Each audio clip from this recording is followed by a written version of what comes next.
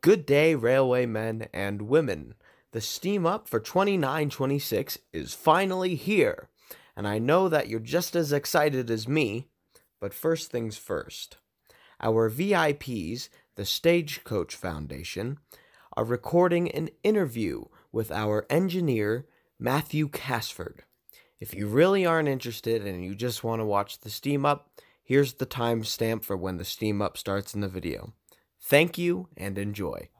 This engine was built during World War II in 1944 with all of the upgrades that Baldwin and Santa Fe had come up with over the course of the period of time from 27 to 41. What are the major what are differences? Roller bearings on all axles, roller bearings rods, continuously cast frame. It's all things that improve the structure and safety of the locomotive, and it advances the steam technology so that you can get the most out of the power produced by the locomotive. So when they made this engine, they must have known this was about the last one to be made? When they made this engine, it was in crisis mode because we were in the middle of World War II, and they weren't thinking about the end of steam. They were thinking we got a war to win, and we need this tool to move our products across the country. What kind of spare parts does this engine have, and there are no spare parts. Usually you have to make it all. It isn't like you can go down to AutoZone or Pet Boys and pick up parts. You can pick up parts that break on this thing. Most of it is fabricated. A lot of it is cast out of heavy metal. So you need to be able to have a foundry. You need to be able to have machining capabilities to properly maintain these. And a lot of your success is simple preventative maintenance, a good water treatment, good practices, lubricating all the joints that are moving, because as soon as a locomotive starts moving, it literally starts tearing itself apart. It's an object that stays in motion. The object that rests will stay in rest until affected by another force. None of these parts are made to really work together. They all have built-in wear. Plain bearings, you've got metal on metal riding on a bed of oil so that they don't wear out. And if you're not careful, you can burn out bearings. You can wear out bushings, and it's all stuff that you just have to stay on top of. And it's a never-ending battle. You're never gonna be done. As soon as you get done with one system, something else needs attention. It's just the nature of the beast. It's all commitment, and it's all time consuming. The bearings that are currently on the engine, are they new bearings? Are they rebuilt, or are they the bearings that are on the engine are roller bearings made by Timken. That's a technology that has been tried and true. It really came into fruition during the last days of steam. The roller bearings allow you to extend the range of the locomotive. They don't wear out as fast. They're more efficient. They're a lot easier to maintain, which is why almost all of the railroad equipment today running has roller bearings on their axles. Even the big locomotives the Class 1 railroads use. There's less. The supply shortages, at least. Well, there again, you don't really have anybody supplying the parts. A lot of these groups are making them their own. So there's a lot of cooperation across the country and other steam groups that one group may have a good wheel lathe, one group may have a big metal brake. So there's a lot of collaboration between nonprofits that are able to get stuff like this done. How much oil is in the tender right now? The tender holds 7,000 gallons of oil. I think right now we've got 3,000 gallons in there. The water in the tender holds 30,000 gallons, and we're probably down to 20 by now. And how far will 3,000 gallons go? A full tender tank will get you about 500 miles on oil. On water, you'll get about 100 to 150 miles. You run through way more water than you do oil. So it's 150 miles for a refill for water? That's about the range. And if you look across the country, you can see about every 100 to 150 miles, there's a town, because that's where the railroads have to stop and get water. And when you stopped and get water, you had to service the engines. They actually built infrastructure there that drew people. That's why you have towns about every 100 to 150 miles across the country. And was Mountain Air one of the key towns? Oh yeah, I mean that's right on Santa Fe's Transcom between LA and Chicago. Are there any other towns in New Mexico that, obviously every 150 miles, but that still play key roles in the rail industry today? Oh, absolutely. Albuquerque, Belen.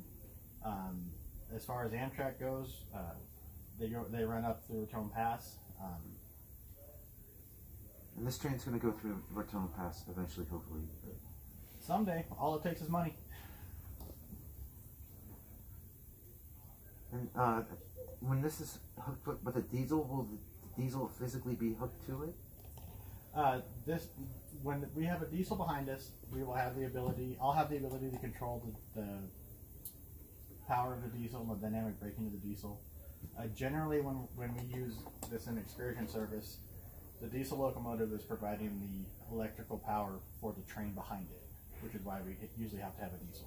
We don't have any means of generating power because the railroads went away from steam power generation for electricity, and now they use great big 480 electrical generators. And that's why you see 2 or 3 locomotives on the passenger trains, because one of them is solely used to generate power for the passenger train. Or any. Oh, I'm ready. You ready? We're ready to move. We're ready. We're ready. We're ready. Light it.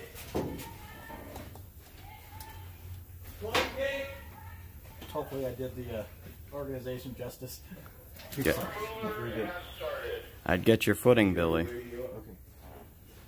You need the power switch on at your feet. Hold on.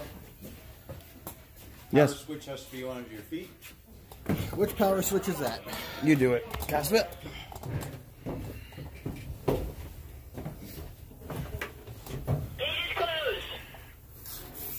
Need a little weight. This is on the north side. Go on, fingers.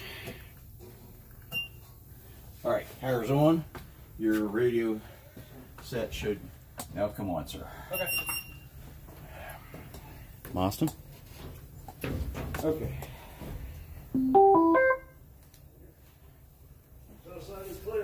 Thank you. Ready to take 2926. You should confirm for 2926.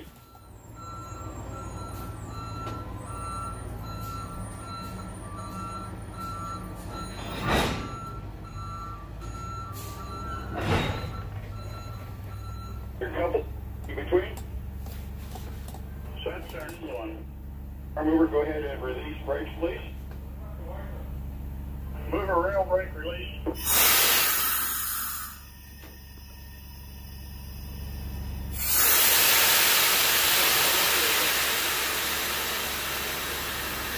Up on the piston is on. Turn the release.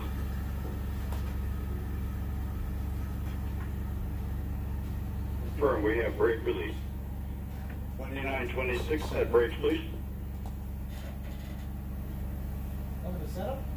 Yes, please. 2926, set brakes, please.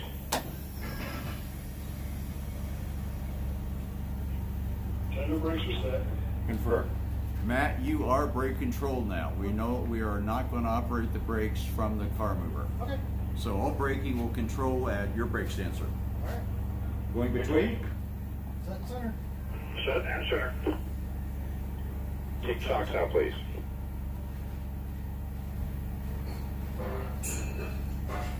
Feels a bit like a space launch. It's a lot like a space launch without being able to Turn fast the forward to the truck out. commercials.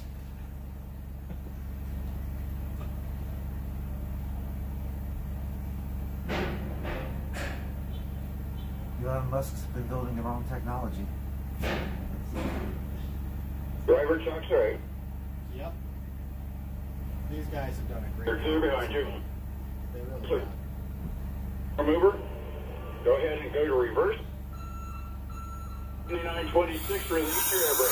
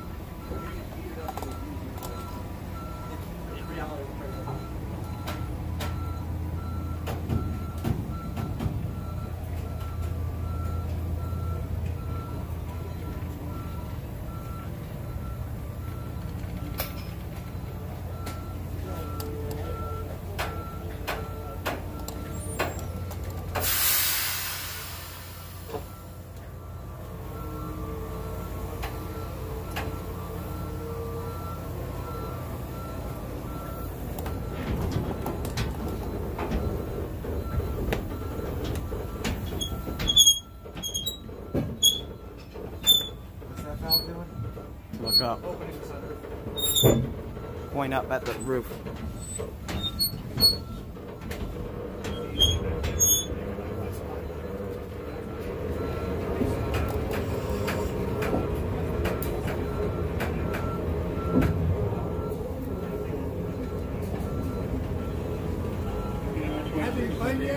Little bit.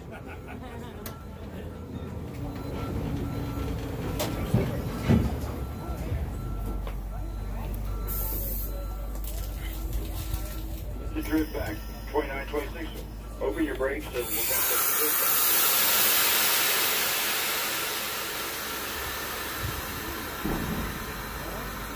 Mover, come ahead just about a foot. Come on.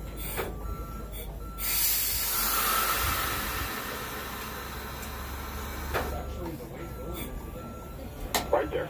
Stop. Full emergency. Mover to emergency. Mover's emergency. Cadet, install shocks. Copy.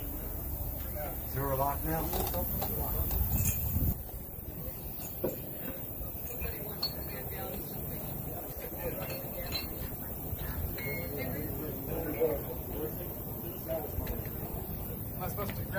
No, I was getting a shot. You're all right, Henry.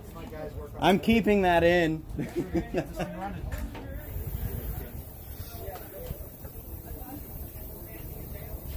Tender chocks. Tender chocks are in. Go ahead and shut down. Sound all clear.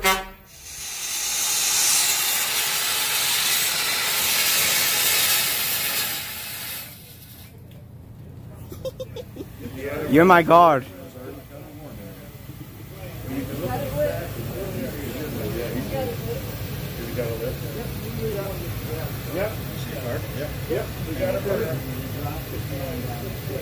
I don't know if the camera can. We got a fire. Where do you see it? I don't see it, guys. Oh, I see it now. So it's way the hell up there. It just stay back. 844 is back here. Stay back. Stay back. If there's a backfire. The fire lady, Yeah. she wields a mean extinguisher. Oh, yeah. I don't want to get blasted with that. She will extinguish you. Oh, yeah. You weren't lying, man. Yeah, you can hear that.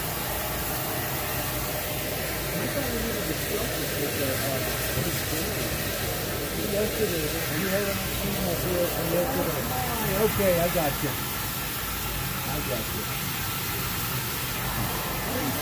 If I start to cry, you gotta take this. Oh, no, you're fine.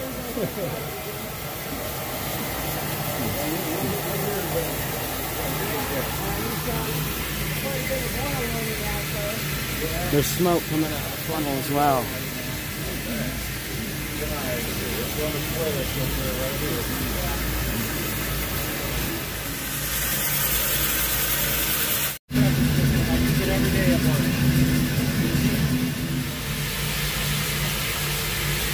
You're good. Keep going.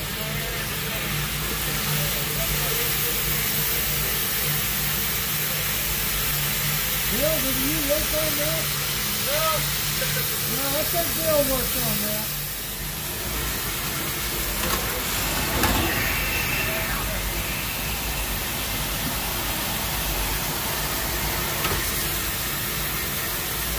Our engineer knows how to take care of it.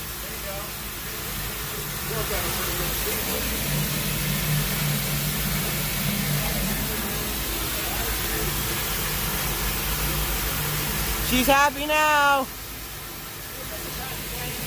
Is it going in now? Hold on, just go home. Okay. Passing?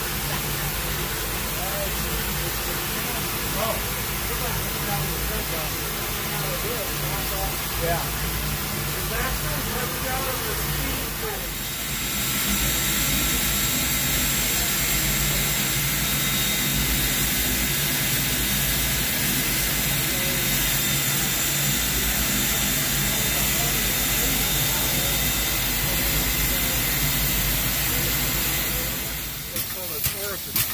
Oh, that's what we want right there. It's supposed to go 120 beats a minute. As long as you don't blow a valve in my ear again, I'll be fine. Oh, yeah. That's kind of what we want. Well, Henry...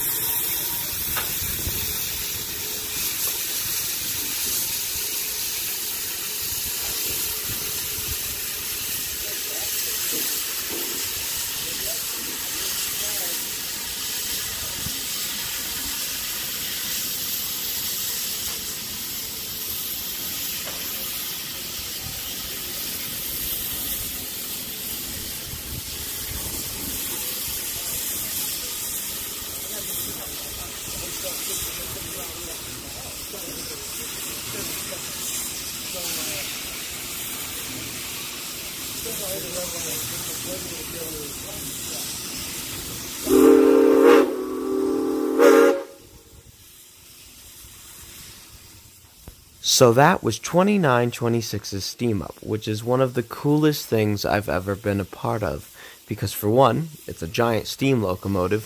For two, I've actually been volunteering at the Society for the past year, and it's really great to see something that you've actually worked on run and live again.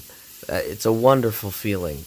And I just want to thank the New Mexico Steam Locomotive and Rail Historical Society for the experience, the opening of new doors, and the friends that I never thought I could have. So, thanks guys. On a different note, thank you for watching this video.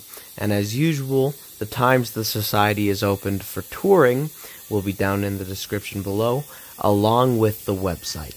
So, me and 2926, we'll see you next time.